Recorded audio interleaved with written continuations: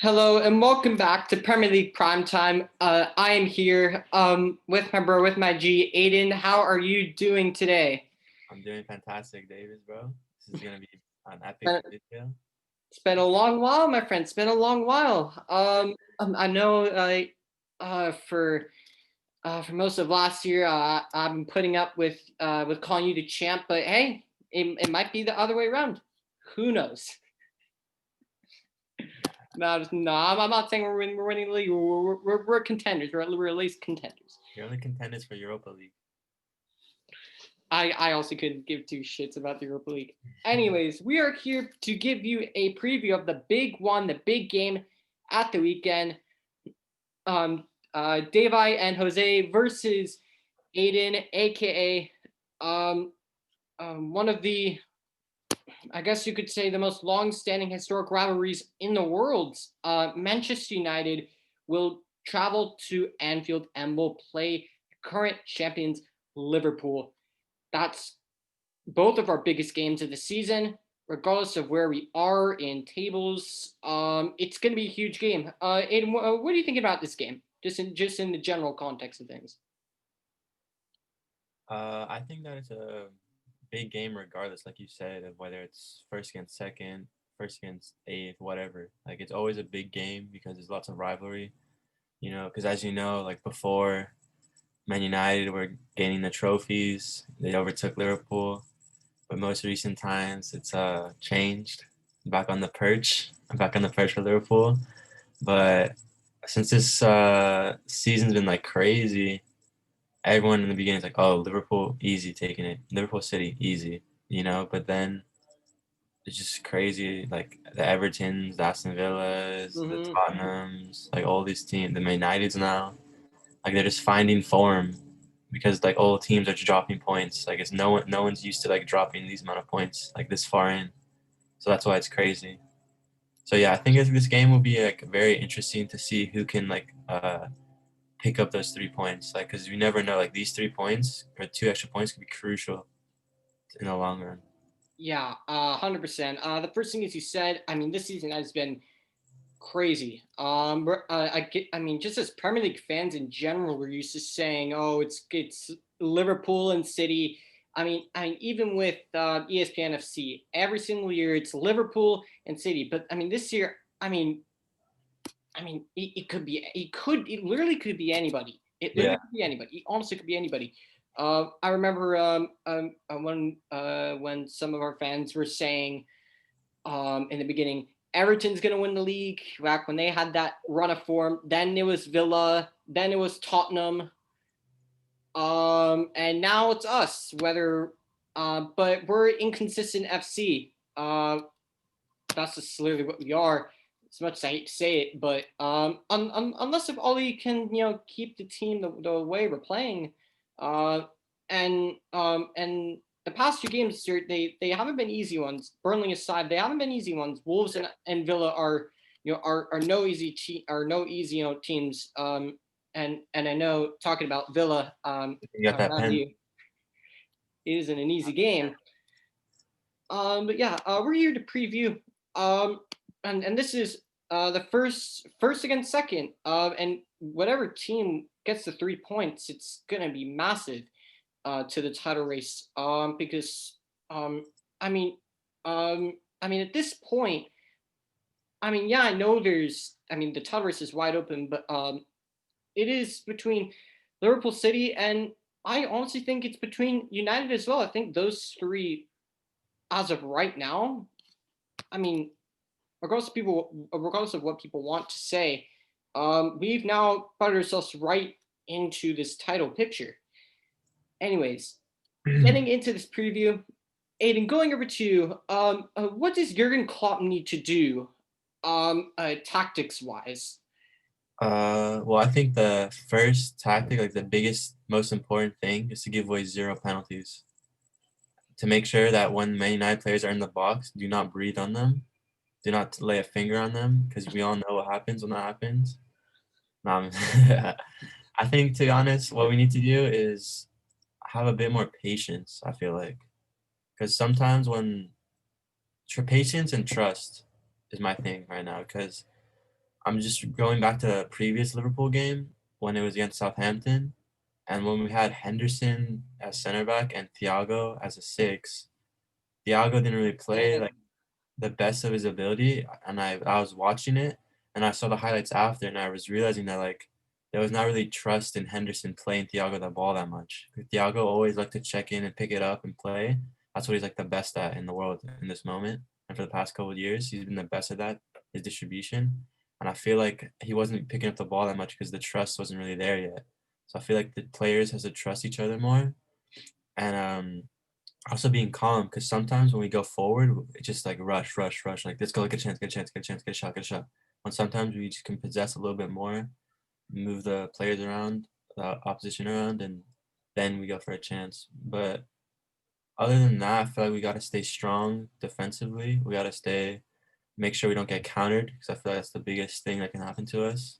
So to be honest, I don't think Man United has like maybe they can out. I don't think they'll outplay us. I don't think they'll be like No, that big of a no, difference. I feel like if they no, were no. to, I feel like if they were to challenge us, it would be like very even, if that. But I feel like that during this game, Liverpool, especially because we're home too, because our away form is horrible at the moment. So I feel since we're home too, I feel like there's gonna be like that calmness is gonna be automatic, and yeah, I feel like we cannot get countered. We just can't. We got to keep it compact in the back. Just don't get countered. Yeah. In terms of what Liverpool need to do, just saying it from a neutral point of view, yeah. Actually, one of United's big things against the big teams, just like Mikel Arteta always does, all he sets up tight, whether it's Fab at the back or whether he goes with McFred or Matt Fred. We usually keep it tight and we try and hit them on the break. We don't really play on the front foot that much against the big sides. We really don't. Yeah. And in terms of what you said about trust, and I know I mean Jordan Henderson all the time, but one thing I will say, Jordan Henderson's not a center back, and he was thrown into a pretty a pretty bad position there. And I can understand there's not being the most trusting of Jordan Henderson at center back. He's I think we could both say he's not the quickest. In terms of just a defensive presence, he's definitely not Yeah. the most imposing figure. He's not No. going to be a Van Dyke. Yeah. He's not really that big imposing guy. Um, Jordan Henderson does also I don't really know what Jordan Henderson is. If he's I mean sometimes he plays a six, sometimes he plays an eight. I usually know him as the guy who just does a lot of the dirty work and gets the ball to Wijnaldum or gets the ball to the front three or Diogo Jota or whoever it is that's playing there. But yeah, I can understand it to a certain point of view, and yeah, as you said, Liverpool's away form has been abysmal. Um, it's been horrible. But when it comes to them at home, they have been a lot better at home. And Manchester United, it's actually the opposite way around. Our away form has been absolutely superb, and our home form has just been dire compared to seasons gone by. Yeah. Is there anything else you think Liverpool need to do before we get into what Manchester Finish our United need to chances, do? of course. 'Cause it's like the past couple of games, we've getting lots of opportunities. We just haven't been putting them away. So I feel like we need to be more clinical. Yeah. And anyways, last thing before I move to Manchester United, in terms of an 11, that you think would be best fit, what group of 11 players do you think Jurgen Klopp needs to select ahead of this game, taking Well, on the injuries and things like that? yeah, that's the thing. I'm not even sure about if the center backs are ready yet. We're not even sure. You know how like the clubs are hiding, keeping secrets. So in goal, obviously has to be Alisson. Has to be Dang left. it, not Adrian. I wish it was Adrian though. I know Adrian's a very talented goalkeeper. Yeah, I know. He's only big. He's only used for the big games. Sorry. Oh yeah, yeah. So we got the left back, right back. Obviously, gonna be Trent and Robertson. Hopefully, Trent picks up from or doesn't do the same as the last week and picks up his form. Yeah, he was horrible against Yeah, Southampton. He was horrible. absolutely awful. Hmm. And the center back, I feel like Fabinho made it his spot now, and I feel like he's been like an excellent center back, like one of He's the top been center backs. excellent. And a good thing about Fabinho, when you talk about just when people talk about footballing intelligence, just in general, I look at Fabinho, and that's the epitome of footballing intelligence. Yeah, Started his career as a right back. I think he played right back for Real Madrid under Jose Mourinho, actually. Then during his time at Monaco, he played center. I think once. yeah, He was playing right back, then converted into a central defensive midfielder, then bought by Liverpool for that reason. And he's played right back. He's played his natural position CDM, but now he's been playing center back for most of the season, kind of like yeah, Fernandinho did last season. I mean, he's such a brilliant, intelligent footballer. And in that summer when Liverpool bought him, all summer when we needed a central defensive midfielder, I was saying, get Fabinho. This guy's a good player. And when yeah. Liverpool signed him, I knew Liverpool getting a good player on their hands. Yeah. It was crazy because I was looking at the rumors at the time, and like Fabinho never came up for Liverpool. Like never, ever, ever. It was always Fabinho to United, Fabinho PSG.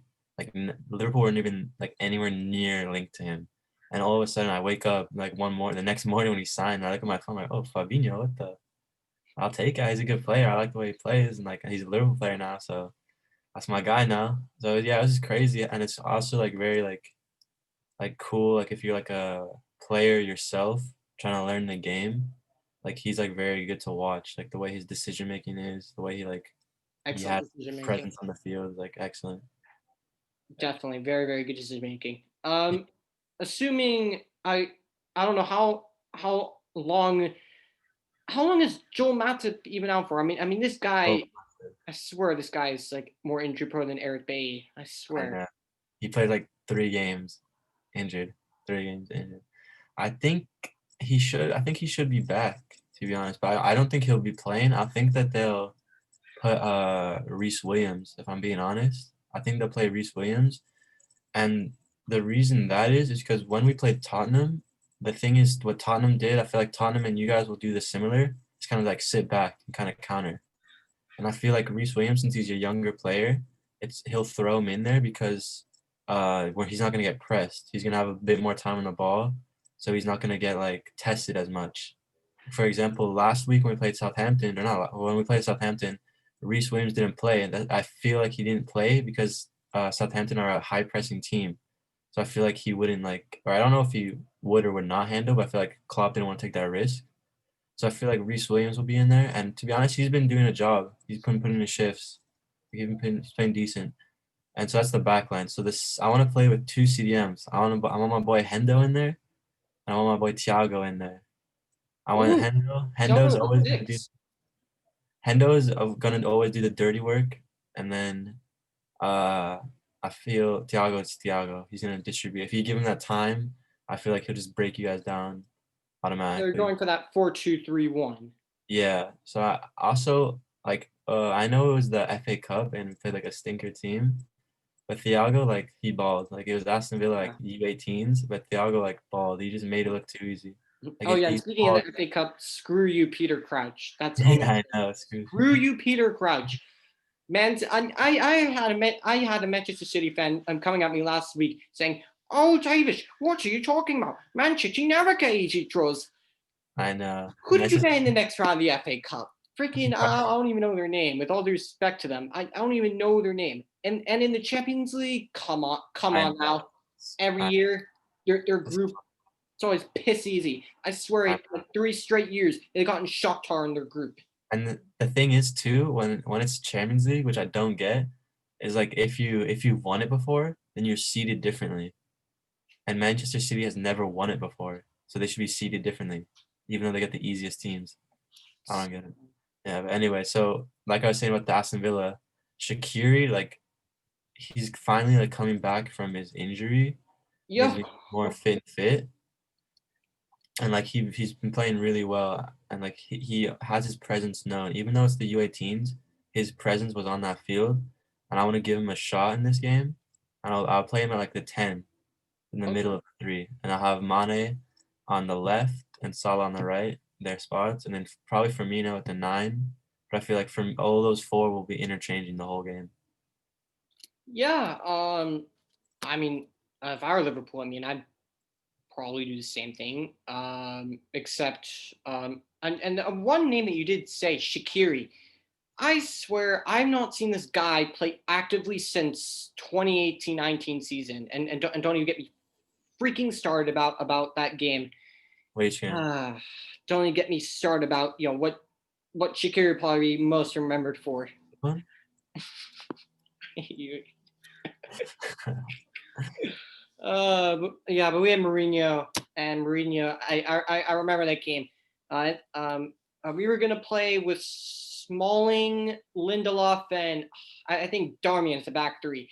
Yeah. And our best center back was gonna be on the bench, but Smalling got injured, so we played Lindelof and Darmian, and then we had Shaw and Mr. World Class Ashley Young at wingbacks, and that was great. It was just wonderful to see.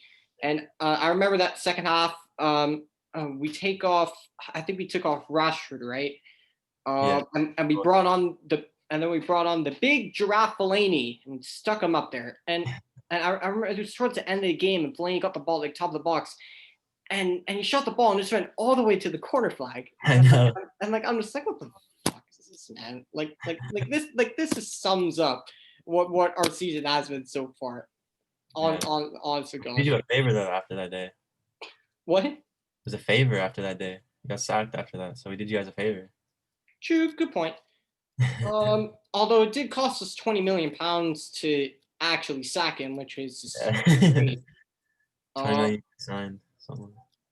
I mean, I swear after that game, I just like it just made me not want to be a United fan after that game. I was just like, I was like, what the hell's going on? And then the next morning, I was walking to the bus stop, and I checked my phone, and kudos to you, Sirius, because Sirius was the one who told me, hey, Mourinho got sacked. And like I'm just like, nah, no chance, no way, did they?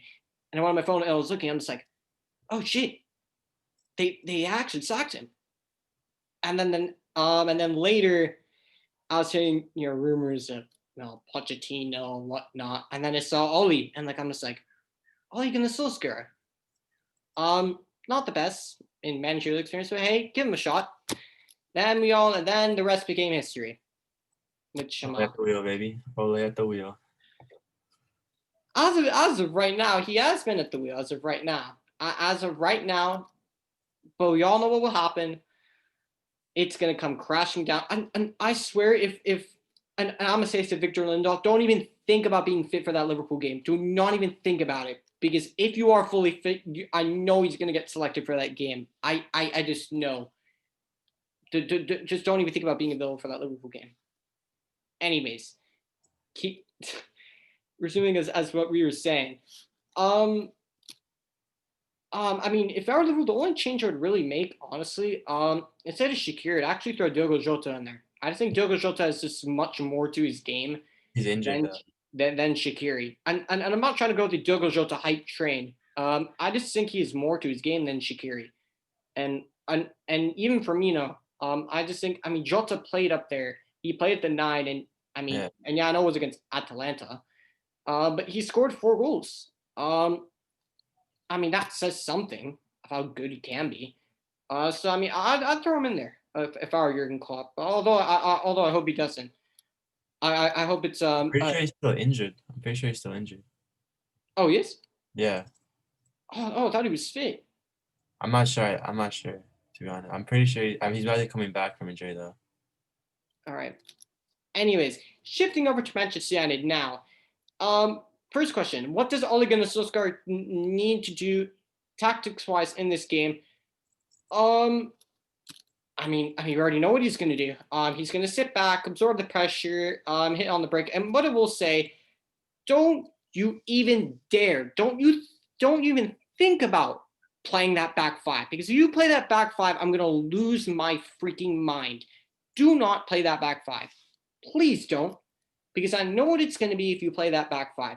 He's going to go Shaw left center back, Maguire in the middle, and if Lindelof's back, that's going to be great, and he'll play Lindelof at right center back, and it's going to be, then you're going to screw Wan-Bissaka because he's not a wing back, so you're going to put him and Tellez, and then it's going to be Matt Tominay, Matic and McTominay, just like Leipzig. Ah, I hope it better not.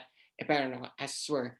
But what does Oli need to do to win this game? Honestly, if we perform like we did in the Burnley game, I know we only won 1-0, but let's be real. Burnley's I know I'm gonna get clowned and mean for this, but in terms of the way Burnley played, Burnley's not an easy game because Burnley are just such a physical. For me, and with all due respect to Burnley, Burnley as a football club, they don't operate on a football brain. They don't have a football brain.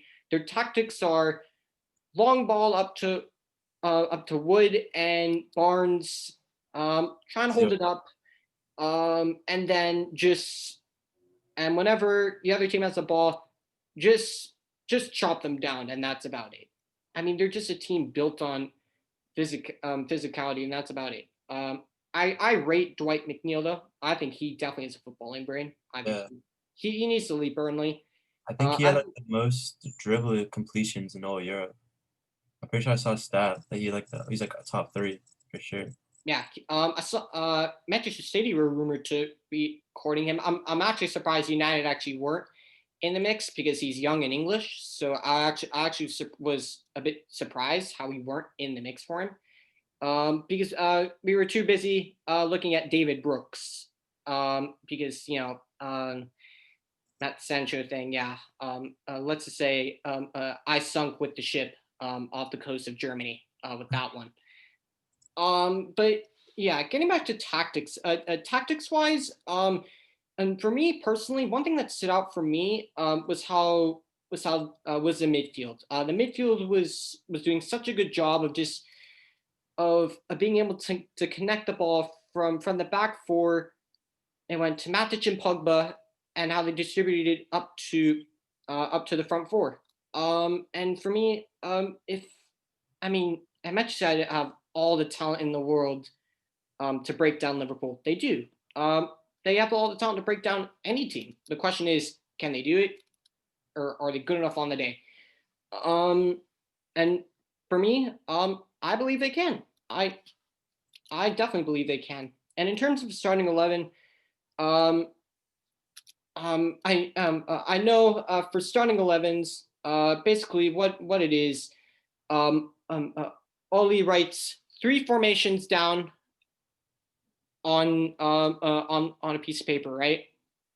He writes down his 3-5-2 or 3-4-1-2, whatever you want to call it. It's 4-4-2 diamond, and it's 4-2-3-1, right? He takes all three pieces of paper, puts it in a Mexican hat, and he goes, all right. And he goes, all right. What formation am I going to go with today?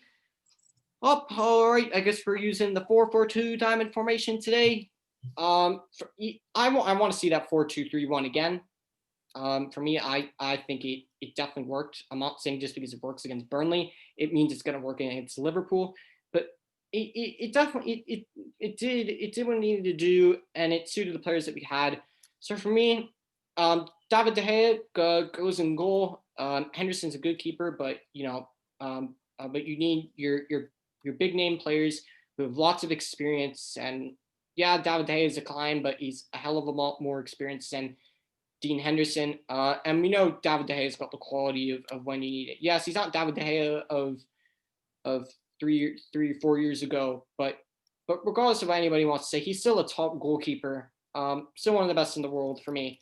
So David De Gea starts. Right back, Wan-Bissaka. I don't think that's a discussion for anybody. Center back pairing. I don't think that should be a discussion. For anybody by now.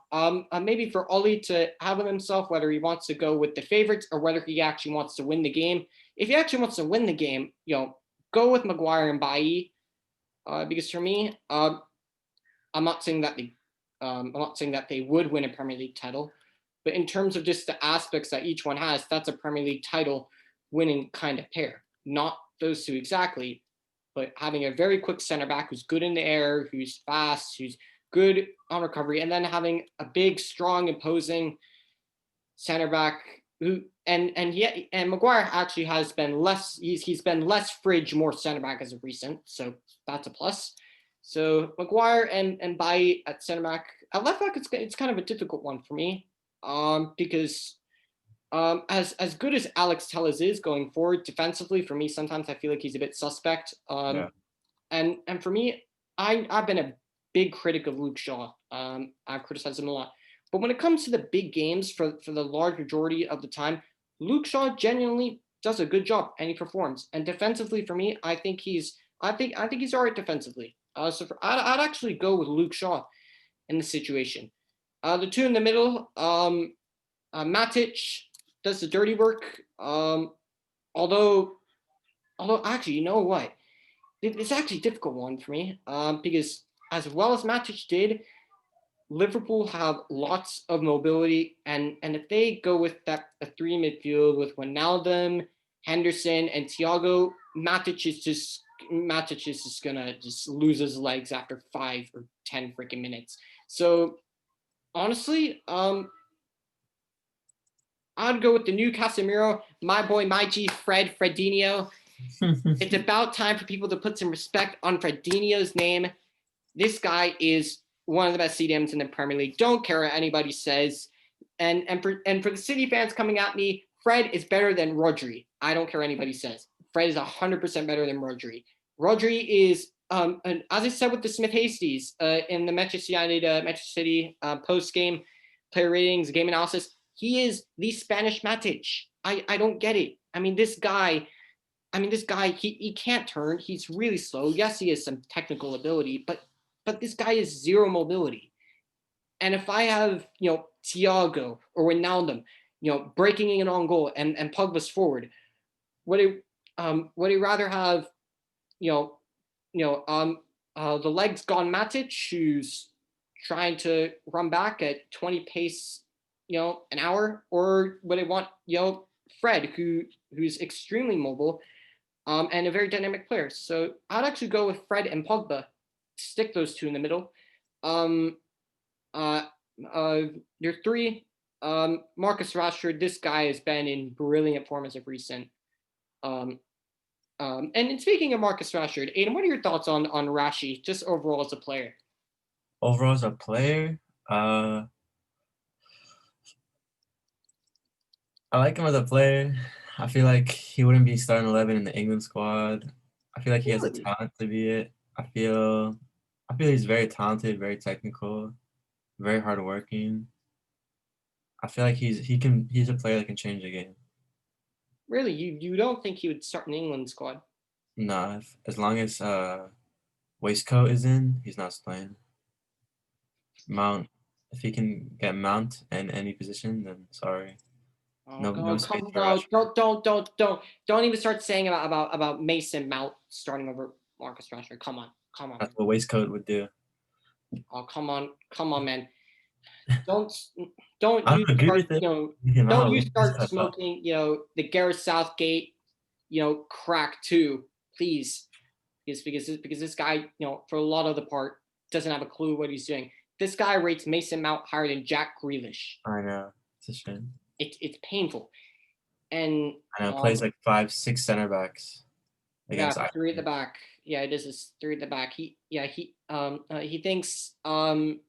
thinks this is still 2018 World Cup.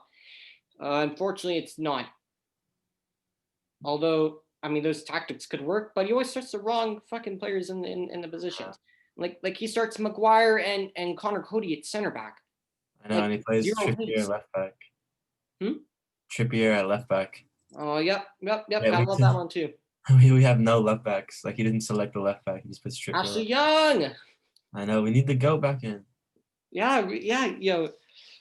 Oh, captain, my captain. United really miss Ashley Young's presence. If Ashley Young were here right now, he'd be our starter. He would be our star left back, 100%. Tella's getting the bin, Shaw getting the bin. Ashley Young would, Ashley Young would be perfect. The most solid kryptonite. I know. Anyways, I'd go with Rashford on the right. My guy who's been getting so much stick this year, he really hasn't been doing well. He's been picking up performance recently. Should have scored in the Burnley game. Anthony Martial, my guy on the left-hand Mr. side. Ice I love Cold. this guy to bit. I love this guy to bits. I love him so much. Ice He's Cold. Mr. Ice Cold himself. Oh dear, here we go again. Nancy Martial critics is I'll be right back. I need to get a jacket. It's ice cold out here. It's ice cold. oh, and there's Aidan taking the absolute piss out of me right now. And when Martial's on form, he is ice cold. He he has icicles in his veins when he wants to be ice cold. The only thing that's ice cold at the moment is Is his that scoring or his goals at the moment, which is not good enough. His form this season has been horrendous compared to what it was last season. He was one of the best strikers in the Premier League last season. And people finally started putting respect on his name. And then as soon as this season has started, Paul Scholes, of course, has been up his ass and hasn't been on anybody because of his stupid English agenda. I hate the stupid English agendas. Criticize the foreign players, but when it comes to the other English players, let's just not mention them at all. I don't get it.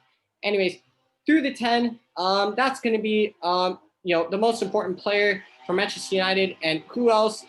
But the best player in the Premier League at the moment, Bruno Fernandes. This guy is Captain Spectacular.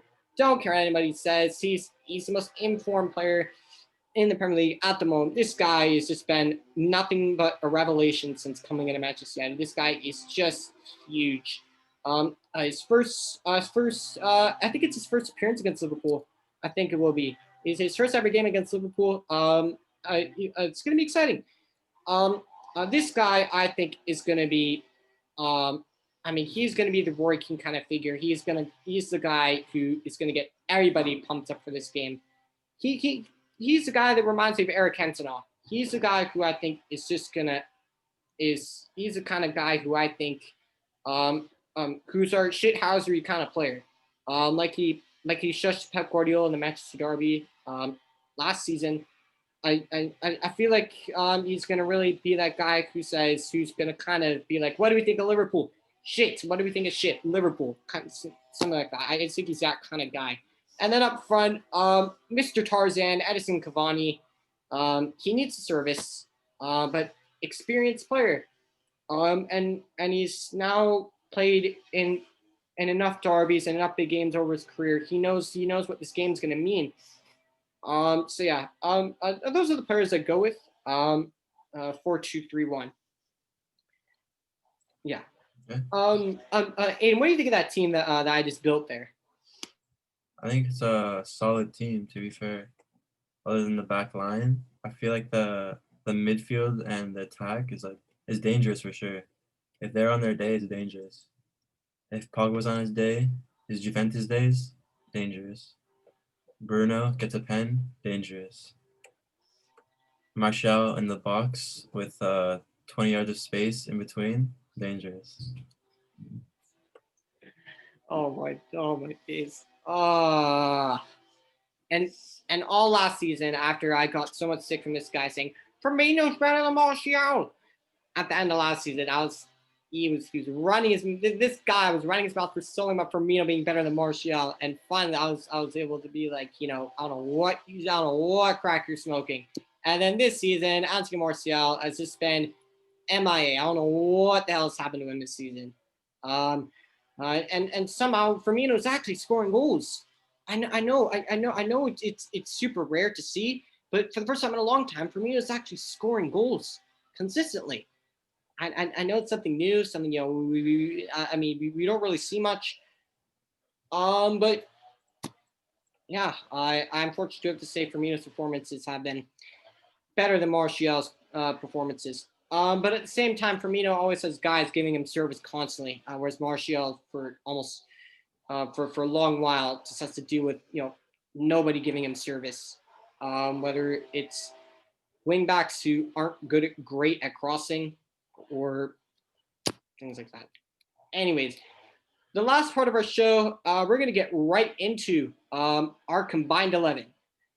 So Aiden, what formation should we go? Should we go with a 4-2-3-1, a 4-3-3? Well, what are we saying?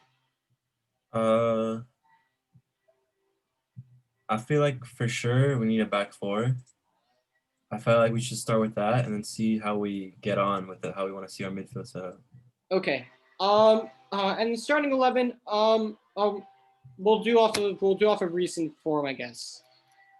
Because we're not gonna have the likes of Van Dijk because he's injured and whatnot. Yeah. And of course we're not gonna have the likes of Phil Jones, although he's the best defender of of either club. He's out injured still because that's King Philip Jones. Yeah, so he's gonna be under the squad. Anyways, we'll start in goal. It's gonna be. You just had the better form. Let's look at the last 4 games, 5 games. How many goals has Allison conceded? I genuinely don't know. Let me check. I know David conceded. In these past 3 games, he's conceded 1. Before Wolves, who we played before Wolves? Crap, I can't even remember.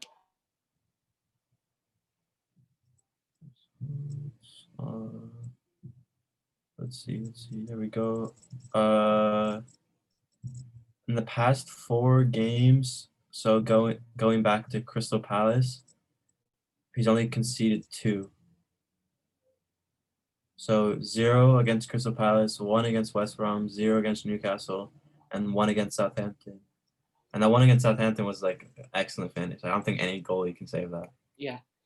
If we're looking, all counting the Burnley game, I'll look at the past 5 Premier League games. I'll just say that. So of course, he conceded none against Burnley, 1 against Villa, none against Wolves, 2 against Leicester. But let's be honest. Both were. The first one was because McTominay wanted to turn into a fucking jackrabbit and decided that after he loses the ball, let's go do 20 bunny hops and bunny jumps, while Harvey Barnes is ready to just drill one into the bottom corner. Great shit, McTominay, wonderful. And then the second one, we have 3 guys in the box against 1 forward, and apparently Jamie Vardy can evade 3 defenders in the box, and not a single one picked up Jamie Vardy, apparently, which still to this day does my head in. Don't get it. Conceded 2 against Leicester. Leeds too. Yeah. All right. I'll give it to Allison. He's had the better form, so as much as I'd love to say De Gea, I have to give it to Allison. He's just been better in form. We'll start with right back. All right. It could go either way, but in terms of form, I'd have to say Wan-Bissaka. Trent hasn't been convincing. If we're going off of form, I'd have to say Wan-Bissaka. But it could go either way. It could go either way, but if we're talking like last 4 games, I have to give it to Bissaka. All right. So Wan-Bissaka sticks in at right back. For the center back pairing, we'll go with Henderson and Jones at center back. I know that's an extremely solid pairing. No, I'm joking. For me, Eric Bailly has to get a spot. He has to get a spot. I can see that. I agree. But if it's Bailly, then it has to be Fabinho next. So yeah. All right. Fair enough. Bailly and Fabinho. Left back, if this was last season, Ashley Young would have definitely gotten that spot. Yeah, that's true. Well, to be honest, Ashley Young could have been anywhere realistically. He could be left back, right back, center back, left mid, right mid. Oh yeah. We had 5 Ashley Youngs in the team. Oh yeah, because Ashley Young is freaking goated. Yeah. Left back, Telles hasn't played enough. If Telles was solid defensively, not that Robertson's that. Is that amazing defense? He's good defensively, but he's not amazing defensively. He's better going forward. If Telles was playing more, it would be between Telles and Robertson, but Luke Shaw's has had more games, so I guess it's between Luke Shaw and Robertson, and I think you have to go Robertson. Yeah. You definitely go Robertson on that one. Yeah. All right. And now this is where it gets kind of interesting. Are we going with a midfield 3, a midfield 2? Are we going? What are we saying here? Well, I feel like we have to go with the 4-2-3-1 because I feel like we both have like similar players. Okay. Well, in one of those positions, Pogba, in terms of his form, is taking one of those spots. I feel like it could be Pogba and Fred. I really feel like it could be Pogba and Fred, but for the sake of balance, I mean, one of your players should get in for the sake of balance. But unless if you want to be Pogba and Fred, because United could honestly take the whole midfield. You could take the whole midfield because there's no way our special Portuguese maestro is not getting in. But Pogba's getting in. And I'll throw the other midfield spot to you.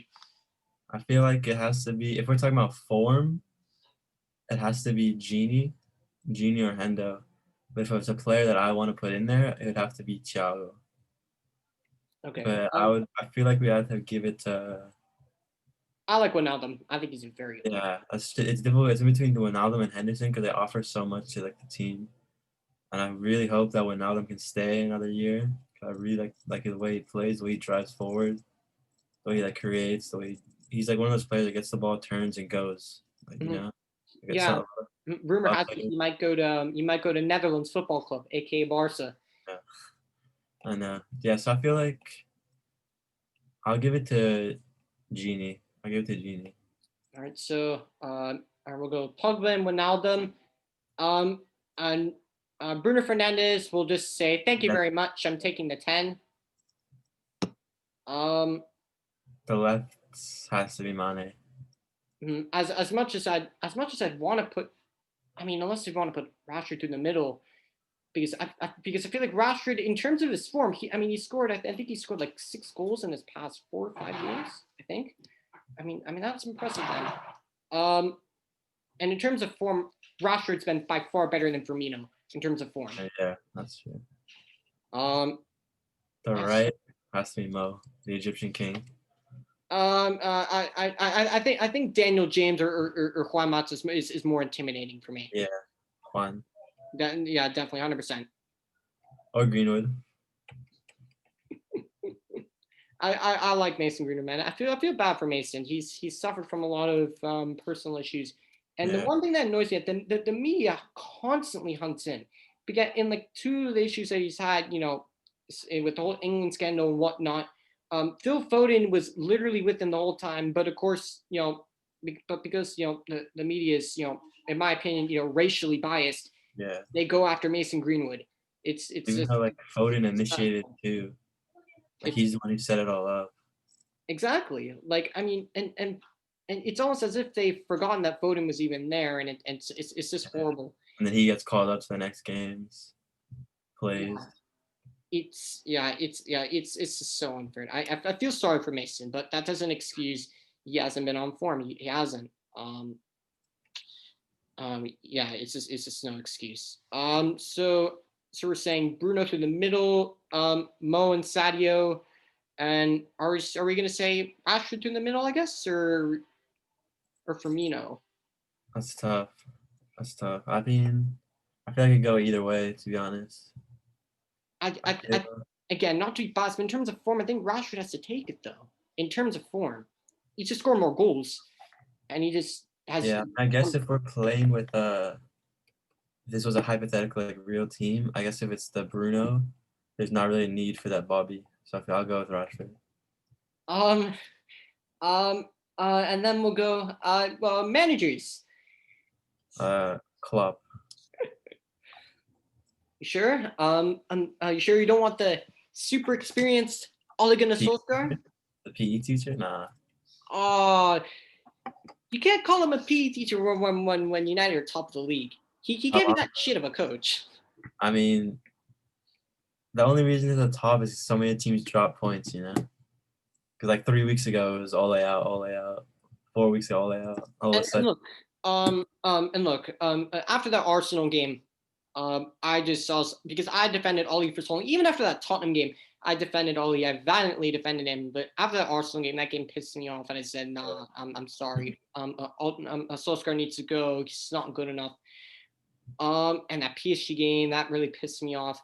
yeah, Leicester game pissed me off. But I mean, big. at the moment, I do have to say. Um, especially when we're playing well. I mean, there's no need for the Ollie outs. There's no need for it. If Ole Gunnar Solskjaer is doing the right things and he's getting the results, then I can't do anything but keep my mouth shut because he's doing things right. Other than not playing Donny van den Beek because Donny van den Beek should be playing ahead of fucking McTominay, because I know how much Ollie loves McTominay. Whether there's like I don't know, like a little like intimate thing going on there with fucking McTominay or whatnot. I don't get it. He loves McTominay. I So, I think McTominay's okay. I don't think he's as world beater as Ollie thinks he is. yeah, I feel like I'd just try to push Van de Beek. If I was like a menu, I would try to push Van de Beek because like you see what he did in the Champions League, like you see what his capabilities are as a player, and I feel like you'd rather want that than like a McTominay who's just like one dimensional. I mean, I think McTominay is he's to be fair to him, he's definitely growing as a player. Yeah, He's the unfinished article. But for me, I see Scott McTominay kind of like the Nicky Butt kind of player, or Darren Fletcher, Ji Sung Park, Phil Neville, a good quality squad player. yeah, That can fill in for games. That's good enough to fill in for games, but not someone that you're going to see starting every week. And for me, I mean that's just not what McTominay is for me. I like McTominay. I really really do like McTominay. But the fact how we're playing McTominay and even Mata and Dan James over someone who's been in a Champions League semifinal, someone who's literally developed at literally like arguably the best learning school for football in the world, because that is what Ajax is. Ajax is arguably the best place to learn your trade. And we're taking a player so intelligent, has full of leadership qualities, and is and he can also play in a 6, he can play in an 8, he can play in a 10. And the fact how he's not playing, it's heartbreaking to me, and it actually does make me feel sad to see Donny van de Beek just isolated and sidelined and things like that. He deserves more, man. He really deserves more. Um, Hopefully, this is just I don't know, maybe a first year. It's definitely not a first year syndrome because for the games he's been given, he's played well in all of them, like the Southampton game. But it's only because Pogba and McTominay were injured. He was outstanding next to Fabinho. He was fantastic. I don't get why he hasn't been given chances. Hopefully against the Fulhams, Sheffield United, he'll be given starts. I mean, all he needs to rotate his squad. But yeah. Anyways, there you have our combined 11. In goal, we have Adrian, aka Allison. Right back, we have Aaron Wan-Bissaka, who is fantastic at crossing balls, better than Trent. Center backs Fabinho and Eric Bailly, my guy Eric. Left back, we have Andrew Robertson. In the middle, we have Gini Wijnaldum, and we have Mr. Paul Pogba, who all the people who keep slating Paul Pogba, saying he's not good enough, saying he's a virus, saying he's this, saying he's that, just because he has a crappy agent, can shut your mouths. On the right, we have Mohamed Salah, just a second-rate Dan James. Left wing, Sadio Mane, just a B-Tech Jesse Lingard. Through the middle, we have the man, best player in the Premier League, Bruno Fernandes. Bruno Fernandes. Here we go again. Then down the middle, we have Rashfordinho down the middle. Aidan, anything else we need to say before this big game this weekend? Hopefully Thiago is ready. If he is, you're done. 4-1 menu. 4-1 menu Oh, loss. all right. If that's your score prediction, then yeah, I'll take it. But no. For me, I think this game. There's only one way this game's gonna end. Only one way, and it's gonna be a draw. I think we're gonna sit back. I honestly think this is what's gonna happen, and I genuinely think this. For me, I think it's gonna be a draw. But for me, I think if Jurgen Klopp doesn't start the if he goes with the Henderson route at center back, for me, personally, I think United could actually nick this and win this game. But for me, it just depends on team selection for both sides. Um, if assuming Klopp goes with that Southampton side that he played, and United go with the team that they've had now for the past, or no, the team that they've had now for the past 2 games, on the break, Manchester United are going to be absolutely devastating. As good as Fabinho is, he doesn't have a lot of pace. Let's be honest with you, he doesn't have a whole lot of pace. And Henderson, I mean Henderson is as quick as Matic. Let's be And now honest. Henderson's actually pretty quick. I can't lie, he's actually quick. He is? He's quick. I mean, I don't watch Liverpool every week. He's He's not the quick. quickest, definitely though. I feel like he's up there for sure. Like he's actually like there's been videos of him in training like just behind a couple paces behind like Mane and Salah. He's quick. He's underestimated. He's quick. Maybe that was like 1 day or 2 days. Like is he consistently like always behind, like right behind them? Yeah, he's quick because if you see the Liverpool Tottenham game when he was running down Son, he caught up All and he right, was like all a right, good. all I right, feel like his pace is kind of slept on. all But right. he's pretty quick. All right. I mean, he might be quick, but he's not quicker than he's not going to meet the pace of Anthony Martial and Marcus Rashford running at him. He doesn't have like the acceleration, the takeoff. He doesn't have that. I as weird as it sounds, I think Ollie, knowing how he loves hitting teams on the break, I mean, I think Daniel James could be shuffled into this equation. As pissed off as I would be if he started Dan James, I wouldn't be surprised.